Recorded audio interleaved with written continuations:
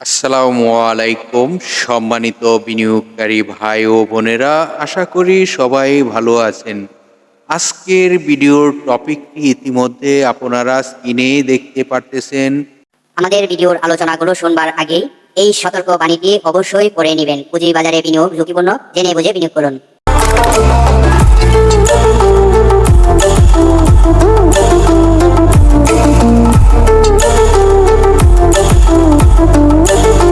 আজকের টপিকটি কিছুটা ভিন্ন ধরনের দেখতে পেরেছেন।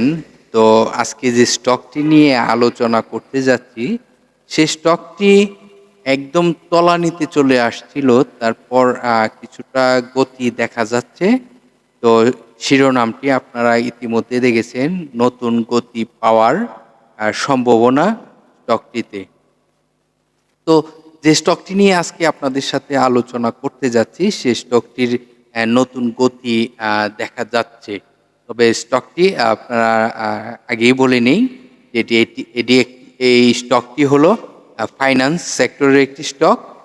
স্টকটি কিন্তু একসময় খুবই ভালো স্টক ছিল এবং খুবই নামে দামি রয়েছে স্টকটির। সকলেই এই স্টকটির নাম জানেন। তাহলে সর্বপ্রথম আপনাদেরকে স্টকটির নাম বলবো, স্টকটির নামটি বলা প্রয়োজন। হ্যাঁ, স্টকটি হলো ন্যাশনাল হাউজিং ফাইন্যান্স লিমিটেড প্রতিষ্ঠানটি। এটি আপনারা সংক্ষেপে নাম জানেন NHFIL। এই প্রতিষ্ঠানটি নিয়ে আজকে কিছু আপনাদেরকে আলোচনা করব। অবশ্যই প্রতিটি বিনিয়োগকারী ভাই ও বোনেরা আলোচনাটি মনোযোগ দিয়ে শুনবার চেষ্টা করবেন। তবে এই স্টকটি কেন আলোচনা করার জন্য আজকে আপনাদের সাথে একমত হয়েছি, দেখুন স্টকটির আরএসআইটি রয়েছে।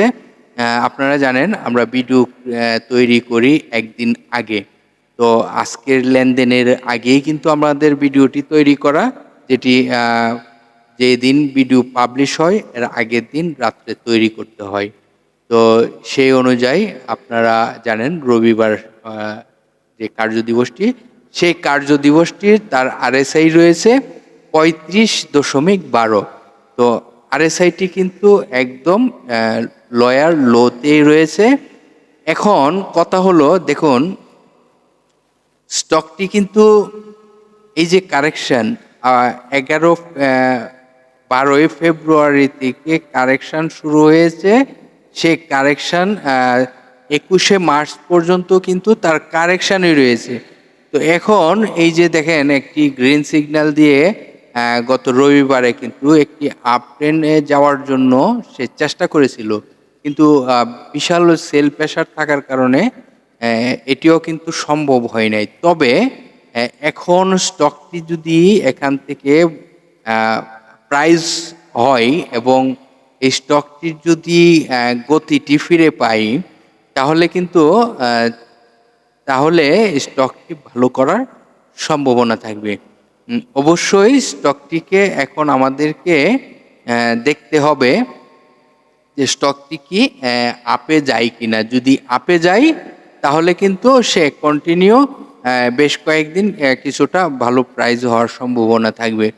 তবে অবশ্যই আমাদেরকে ফলো করতে হবে, এটাই ভলিউমটিও বাড়তে হবে এবং প্রাইসটিও আপে যেতে হবে, তাহলে কিন্তু স্টকটি আবার কিছুটা প্রাইস হওয়ার সম্ভাবনা থাকবে। এখান থেকে আবার এন্ট্রি দিয়ে প্রফিট করা সম্ভব হবে। নিশ্চয়ই আমি বলবো সকলকে অবশ্যই ভলিউম ভালো হতে হবে এবং স্টকটির প্রাইসও আপ হতে হবে, তখনই কিন্তু সে স্টকটি আবার সে প্রফিট দিতে প্রফিট নেওয়ার মতন অবস্থান তৈরি হবে, যদি বুঝে শুনে আপনারা এন্ট্রি দিতে পারেন। তো স্টকটির কিছু ধারণা আপনাদেরকে দিলাম। এখন চলুন যে স্টকটি কিছু আরও তথ্য জানার চেষ্টা করি। আপনারা জানেন এই প্রতিষ্ঠানটি ডিসেম্বর ক্লোজিং। এই প্রতিষ্ঠানটির ন্যাব রয়েছে 19 টাকা 35 পয়সা। এই প্রতিষ্ঠানটির তার তিনটি কোয়ার্টার তাদের ঘোষণা করা রয়েছে, যেহেতু ডিসেম্বর ক্লোজিং। তাদের ৩টি কোয়ার্টারের মধ্যে ফার্স্ট কোয়ার্টারে এই প্রতিষ্ঠানটির আয় রয়েছে ৫২ পয়সা, সেকেন্ড কোয়ার্টারে আয় রয়েছে ৫৩ পয়সা, থার্ড কোয়ার্টারে আয় রয়েছে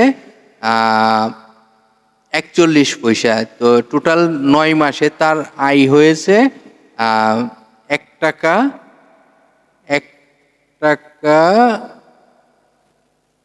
৪৬ পয়সা। ১ টাকা ৪৬ পয়সা তার আয় হয়েছে আপনার ৯ মাসে। তাহলে এই কোম্পানিটির ফাইনাল যে কোয়ার্টারটি, যেটি আমরা এই ফাইনাল কোয়ার্টার থেকে আরও কিছু যদি আয় যুক্ত হয়, তাহলে স্টকটির আরও আয় বাড়ার সম্ভাবনা থাকবে। তখন তারা যদি স্টক ডিভিডেন্ড দেয়, ক্যাশ ডিভিডেন্ড দেয়, তাও কিন্তু তারা দিতে পারবে। তো স্টকটি কিন্তু ভালো প্রাইস একসময় ছিল, এখন কিছুটা নেরু হয়ে আসছে। আপনাদেরকে দেখানোর চেষ্টা করি এই কোম্পানিটির। তবে ফাইন্যান্স সেক্টরের মধ্যে দেখুন, এই স্টকটির কিন্তু শেয়ার সংখ্যা খুব বেশি নয়, 11 কোটি সামথিং, মানে 12 কোটির কাছাকাছি, 12 কোটির মতন। তো পাবলিকের হাতে 29.04% রয়েছে। তো পাবলিকের হাতে 3,40,00,000 মতন শেয়ার রয়েছে পাবলিকের হাতে। তো স্টকটির আরও কিছুটা আপনাদেরকে বিষয় দেখানোর চেষ্টা করি। দেখুন, স্টকটি একসময় কি প্রাইস ছিল, হ্যাঁ, এটি 90 টাকা প্লাস ছিল এরকম। তো স্টকটি এখন মোটামুটি অনেক কমেই রয়েছে। এর আগে আরও বেশি ছিল, যেটি কি বলবো আপনাদেরকে, স্টকের যদি হিস্টোরি বলতে যাই আপনারা অবাক হয়ে যাবেন। স্টক ১৩০০ টাকা প্লাস ছিল, হ্যাঁ, ১৪০০-১৫০০ টাকা প্লাস ছিল। এই হিস্টোরি যদি আপনাদেরকে বলি তাহলে আপনারা অবাক হয়ে যাবেন। হ্যাঁ, তো দেখুন, ২৫শে জুলাই, সরি ২১শে জুলাই যদি আপনাদেরকে দেখাই, ২০১১ সালে তার প্রাইস ছিল ১৪৩০ টাকা ৭০ পয়সা। তো স্টকটি এখন বুঝতেই পারতেছেন স্টকটি কি প্রাইজে ছিল। এগুলো অনেক হাই প্রাইজে ছিল। এই যে দেখেন, ১০ই অক্টোবর ২০১০ যেটি বাজারের একটি পতন শুরু হয়েছিল, তখন প্রাইস ছিল ১৪৯১ টাকা ৩০ পয়সা। যদিও তখন ফেস ভ্যালু ছিল ১০০ টাকা, এটিও আমাদেরকে আবার দেখতে হবে। তো এই ক্যালকুলেশনে কিন্তু আপনারা যদি ধরেন তাহলে ১৪১৪ টাকার প্লাস থাকার কথা ছিল আর কি। তো যাই হোক, স্টকটি এখন অনেক কম প্রাইজেই রয়েছে, আবার স্টকটির নাম দামও রয়েছে মার্কেটে, সবাই স্টকটিকে চিনে। তো আপনাদেরকে আজকে এই স্টকটি নিয়ে কিছু ধারণা দেওয়ার চেষ্টা করলাম। আর আপনাদেরকে পূর্বেই বলেছি যে স্টকটি আবার ভলিউমও হতে হবে, প্লাস প্রাইসও আপ হতে হবে, তাহলে কিন্তু স্টকটি আবার কিছুটা প্রফিট দেওয়ার মতন পজিশন হবে। তো ধন্যবাদ সকল বিনিয়োগকারী ভাই বোনেদেরকে ধৈর্য সহকারে ভিডিওটি দেখার জন্য অনেক অনেক ধন্যবাদ। আগামীকাল আবার আপনাদের সাথে স্টক নিয়ে আলোচনা করব। ততক্ষণ পর্যন্ত আমাদের সাথেই থাকুন।